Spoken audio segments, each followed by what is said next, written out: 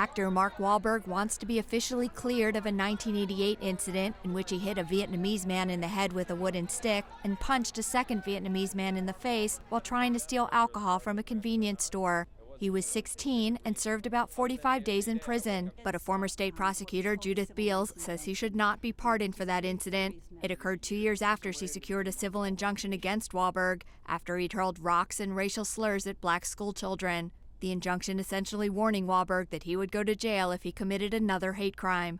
And it was not just that he had violated it, but the second time was more violent and was towards a different class of individuals, Vietnamese individuals. Beals says Wahlberg's celebrity status and wealth should not place him in a better position than others to erase his misdeeds. A sentiment echoed by Kristen Atwood, who asked that her face not be shown on camera. Atwood says she was 9 years old when Wahlberg and a group of his friends attacked her class during a field trip in what was a very segregated Boston. It was a hate crime, and that's exactly what should be on his record forever. And for him to want to erase it, I just think is wrong.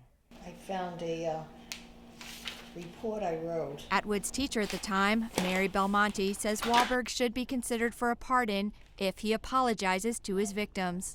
I just believe in forgiving. I don't think he did it with that malice intent. He was just a young kid, just a punk, you know, in the mean streets of Boston. In an interview with AP in December to promote his new movie, The Gambler, the 43-year-old Wahlberg said he has apologized many times for his delinquent past and turned his life around. The first opportunity that I had to apologize was right there in court when, you know, all the dust had settled and I was getting shackled and taken away.